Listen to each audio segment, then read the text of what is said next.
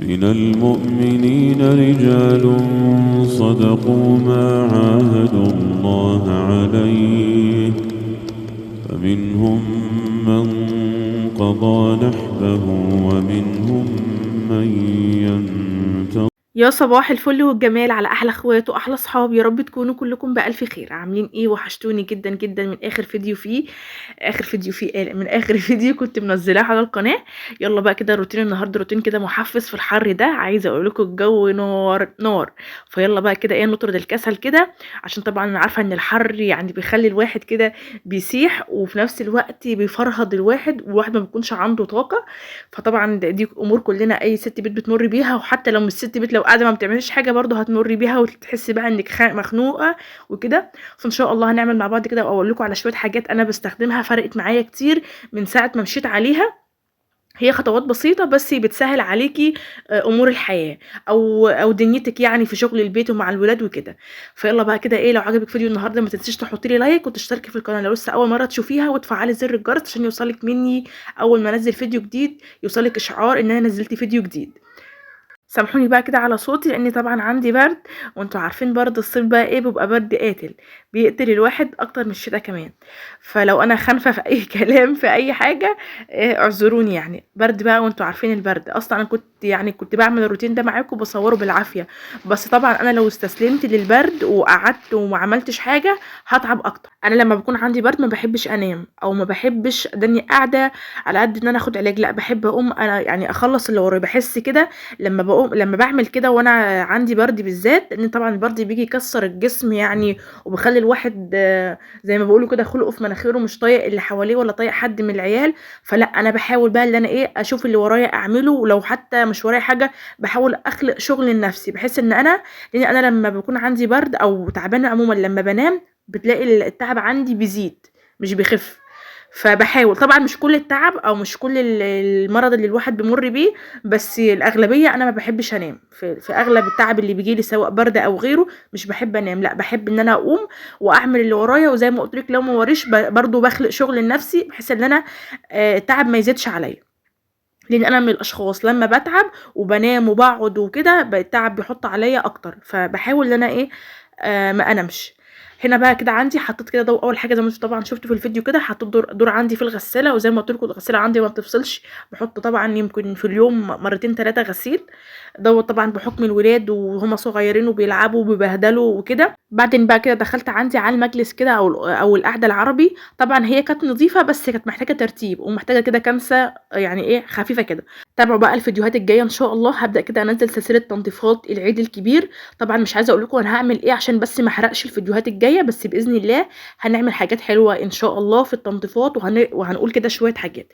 تعالوا بقى نبدا كده في الصيف بالذات. لما تيجي بقى بدك تنضفي، حاولي في الصيف دوت تقومي بدري، تنجزي وقتك بدري، لان طبعا الجو حر جدا، وابتداء من الساعه كده 9 او 10 عايزه اقول لك الجو بقى بيبدا كده يقلب، والجو بيبقى حر جدا. فاقل حاجه، اقل مجهود بتعمليه في الشقه بتحسي انك انت بتتخنقي وما عندكيش اي طاقه ان تكملي اليوم. انا بقى بدات اعمل ايه، بقيت اصحى بدري. انا اصلا في العموم بصحى بدري، يعني انا بصحى يعني يوم ما بتاخر في النوم بقول لكم 8 ونص. تمام. بس انا عارفه دلوقتي المعظم او الاغلبيه دلوقتي عادوا بيناموا بعد الفجر، فبصحوا بعد الظهر بعد العصر، ايا كان بقى انت بتصحي امتى.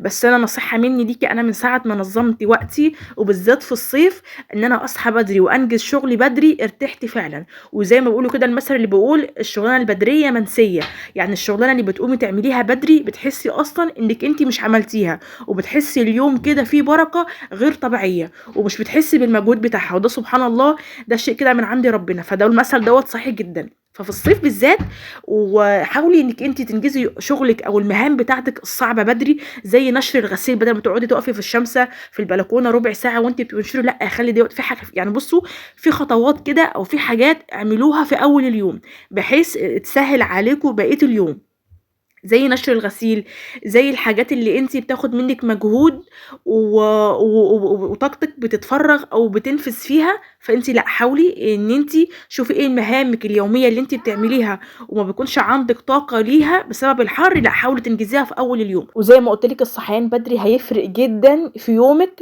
او في مهامك. ولو صحيتي بدري خلي لك كده ساعه قيلوله تنامي فيها، انا بعشق كده، بحب اصحى بدري انجز اللي ورايا بدري، اطلع للطيور عشان تاكل قبل الحر وتشرب الميه بتاعتها وكده. ولو عايزه اكنس اوضه الطيور بكنسها قبل برضو زي ما قلت لك الحر وكده. وبعدين بقى ببدا انزل بقى كده ايه، افطر الولاد، ورايا غسيل بنشره، ورايا غسيل عايز حتى في الغساله يتحط، حته عايزه اروقها بنزل في حمامه تحت اروقه. بصوا يعني ايه، باحاول أنظّم وقتي، لإن التنظيم بُصّوا بيدّيكِ راحة غير طبيعية. أنا عارفة إن التنظيم مع الولاد صعب جدًا، أوقات بتبقي عاملة لنفسِك جدول كده. يعني أنا هاكلمكم عن نفسي، أنا حاولت أكتر من مرّة أعمل لنفسي جدول أمشي عليه، ما عرفتش بسبب الولاد. فأنا كنت باحط جدول في دماغي كده وخطوات بامشي عليها، لإن أنا حاولت زي ما قُلت لكم أعمل جدول كده بورقة وقلم، وأبدأ أقول أول كذا هاعمل كذا وأسوي كذا. طبعًا بييجي الولاد عليكِ بيبوظوا الجدول بتاعِك خالص. فأنتِ طبعًا شوفي اللي يريحِك إيه واللي يناسب معاكِ إيه، وزي ما قُلت لِك الصحيان بدري هيفرق معاكِ جدًا. هنا بقى بُصّوا كان الحيط عندي كان عليه شخبطة، الولاد كانوا مشخبطين عليه بالقلم الرصاص وبالقلم الجاف. القلم الرصاص طبعًا طلع معايا بكل سهولة، يا دوبك بس كده بفوطة بابدأ كده أمشّي عليها على الحيط كده، كان بينضف معايا وكان بمَيّة كمان مش بأي منظف ولا حاجة. بس الجاف كان بياخد معايا وقت شوية، بس طبعًا نضيف في الأول وفي الآخر. هنا بقى خلّصت عندي المجلس طبعًا زي ما شُفتوا كده وروّقته، ودخلت بقى إيه على الغدا، قُلت هاجهّز إيه، بس طبعًا ما دخلتش على طول، عملت برضه كذا حاجة كده، وعملت كده عصير كده للولاد وليّا، وهديت شوية وغيّرت هدومي ودخلت بقى إيه إن أنا أجهّز الغدا معاكم. ما كنتش عايزة أعمل مكرونة بصراحة، بس الولاد طالبينها مني بقى له أسبوع وأنا أقول لهم هاعملها لكم، هاعملها لكم. ما كانش عندي لحمة مفرومة، بس كان عندي قوانص، فقُلت قوانص اللي هي بتاعة الطيور، بتاعة الفراخ وبتاعة البط وكده. فأنا بما إني عندي طيور فكنت مدبّقة قوانص عندي حوالي كده 6، 7 قوانص مدبّقاهم، فرمتهم عندي في الكَبّة أو تفرميهم عندِك في أي حاجة. وبعد ما تفرميهم عندِك تعمليهم زي العصاج بتاع اللحمة المفرومة. عايزة أقول لِك أقسم بالله طعمها ما بيفرق خالص عن اللحمة المفرومة، كإنِّك عاملة مكرونة بالبشاميل باللحمة المفرومة. اللي هياكلها مش هيحس إن أنتِ عاملاها بالقوانص. بس أهم حاجة تضيفي معاها معلقة خل كبيرة، أو لو ما عندكيش خل اعصري عليها ليمونة كبيرة عشان تضيّع أو تقضي على أي ريحة أو زفارة مش مستحبة فيها. وابدئي برضه اعملي الخطوات اللي بتعمليها في عصاج اللحمة تبدئي برضه تعمليها في عصاج القوانص، مش هيفرق خالص في ولا تحسي حتى بطعم مختلف، والله العظيم ودي عن تجربة. ولو حد مجربها يا بنات يكتب برضه في التعليقات تحت، بحيث اللي ما جربهاش يجربها، هتفرق طبعًا هتوفّر معاكِ في ميزانية البيت، وفي نفس الوقت برضه عملتِ أكلة مشبعة وحلوة. وإحنا بصراحة أنا والولاد عندي من عشاق المكرونة بالبشاميل، أنا باحبها أوي والولاد عندي كذلك. خلّصت بقى طبعًا عندي عصاج القوانص أو هنقول عليه عصاج اللحمة. هنا بقى عندي سلقت المكرونة عندي، وهابدأ طبعًا برضه أعمل معاكم البشاميل. طبعًا أنا قايلة لكم على طريقة المكرونة أكتر من مرّة، بس بالنسبة للناس الجديدة اللي دخلت معايا في القناة جديد، برضه هاحب أشرح لكم بحيث إن يعني اللي ما شافش الفيديوهات اللي قبل كده يشوف طريقة المكرونة إزاي. أول حاجة إحنا بدأنا بيها عصاج القوانص أو عصاج اللحمة، أيًا كان اللي أنتِ هتعمليه سواء قوانص أو لحمة، بنفس الطريقة اللي بتعملي بيها دي هتعملي بيها دي. إن هي بتحطي المادة الدهنية بتاعتِك أيًا كان هي إيه، زيت، سمنة، أيًا كان، بتبدئي تحطيها وبعدين تبدئي تنزلي بالعصاج بتاعِك. وبعد كده أمّا يغيّر اللون بتاعه تبدئي طبعًا تنزلي عندِك بالبصل و3 فصوص من التوم، وتبدئي كده تنزلي بعد ما البصل يدبل معاكِ والتوم تبدأ كده ريحته تفوح كده، تبدئي تنزلي عندِك ب3، 4 قرون من الفلفل. وأنا طبعًا باكتّر زي ما قالوا لكم باكتّر كمية البصل عندي والفلفل، لإن أنا باحب البصل جدًا يكون كتير، والفلفل يكون والبصل أكتر، يكون كتير عندي في العصاج بتاعي، لإن بيسكّر لي العصاج، بيخلّي العصاج طعمه أحلى، وفي نفس الوقت بيدّيني كمية أكبر. فأنا أنا المستفادة من الطعم ومن إيه، ومن الكمية. ده بالنسبة للعصاج. طبعًا وبتنزلي بقى بالبهارات بتاعتِك، قُلنا اللحمة بنضيف عليها ملح وفلفل أسمر و7 بهارات بس.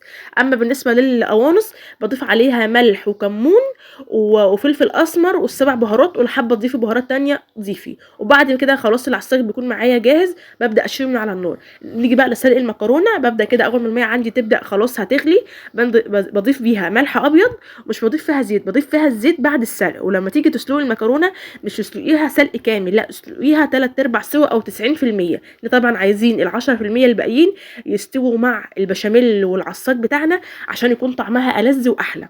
ده بالنسبة لعصاج، لا ده أقصد بالنسبة لسلق المكرونة.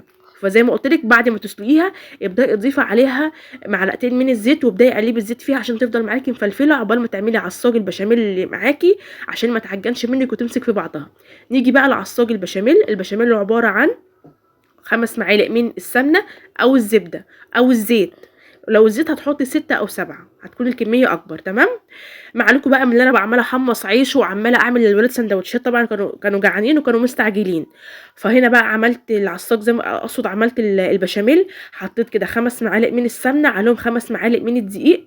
بعد ما السمنه ساحت عندي نزلت بالدقيق، بعد ما الدقيق كده ريحته طلعت كده ولونه اصفر شويه، بعدين نزلت عندي الحليب كان 2 لتر من الحليب. بعد ما الحليب كده غلى معايا بدأت كده نزلت عليه بالبهارات عبارة عن مكعب مرق وكمون وفلفل اسمر وملح، وممكن تضيفي رشة كده من جوز الطيب او ال7 بهارات، ضيفي البهارات اللي انت تحبيها. تمام. بس دي البهارات اللي انا ضفتها. بعد كده ما ضفت البهارات عندي بدأ كده البشاميل اللي عندي يبقبق كده، والقوام بتاعه بدأ يتقل معايا كده. البشاميل بتاعي كان جاهز وبقى فل الفل معايا. خدت كده حوالي كده 4 أو 5 كبشات من البشاميل ضفتهم عندي كده على المكرونه. بصوا بقى المكرونه مفلفله ازاي، لان لما بتضيفي اللي عليها الزيت بعد ما بتتسلق بتفضل مفلفله معاكي، غير ما بتضيفي الزيت في الميه. الزيت طبعا بينزل في الميه فمش بيفرق خالص في المكرونه، والمكرونه بتفضل تبقى متماسكه وبتعجن في بعضها. لو انت حاطه كمان سلقاها نص سوا او سلقاها 3/4 سوا برضو بتتماسك معاكي. فلازم زي ما قلت لك تضيفي الزيت بعد ما بتسلقي المكرونه. بعد طبعا كده ما ضفت عليها البشاميل وقلبت كده البشاميل اللي عندي، خدت نص البشاميل اللي عندي في الصينيه اللي انا دهناها سمنه، وبعدين نزلت عندي بالعصاج بتاعي. ممكن كمان تضيفي بشاميل في قاع الصينيه عندك بعد ما تكوني دهنه الصينيه سمنه او زيت. ضفت كده عندي بقى عصاج اللحمه او عصاج القوانص، وبعدين فردته، وبعدين نزلت عندي بالمكرونه، وهبدا طبعا اوزعها طبعا بالشكل ده كده، وبعدين هبدأ انزل بالبشاميل اللي عندي. هنا بقى البشاميل في الخطوه دي ممكن تضيفي عليه جبنه، اي نوع جبن عندك، جبنه شيدر، جبنه موزاريلا، اي نوع جبن انت بتحبيه. ما عندكيش جبن ممكن تضيفي بيضه برضو، بتدي طعم حلو جدا وبتدي لون برضو حلو جدا للبشاميل، فالمتوفر عندك ضيفيه. وبعدين كده نزلت عندي بعصاج البشاميل وبدات كده اوزعه او افرده بالشكل اللي انتوا طبعا شايفينه ده كده. انا بقى هبدا انزل اسويها تحت في الفرن بتاع حماتي تحت، عشان طبعا الفرن عندي هنا بطيء شويه، وانا كنت مستعجله ان طبعا الولاد زي ما شفتوا كده كانوا جعانين، فانا عملت لهم طبعا سندوتشات كده من عصاج القوانص. نزلت بقى هنا حطيتها عندي في الفرن تحت كده، الفرن الفلاحي اللي هو الغاز. بصوا بقى لونها كانت بتبقبق كده وكانت تحفه، وطعمها طبعا في منتهى الروعه، اقسم بالله جربوها هتعجبكم جدا. بصوا الشكل عامل ازاي. وبكده بقى فيديو النهارده بتاعنا يكون خلص. اشوفكم ان شاء الله في فيديو جديد. ما ننساش بقى اللايك والاشتراك في القناه وتعليق حلو منك. وبكده بقى فيديو النهارده يكون خلص.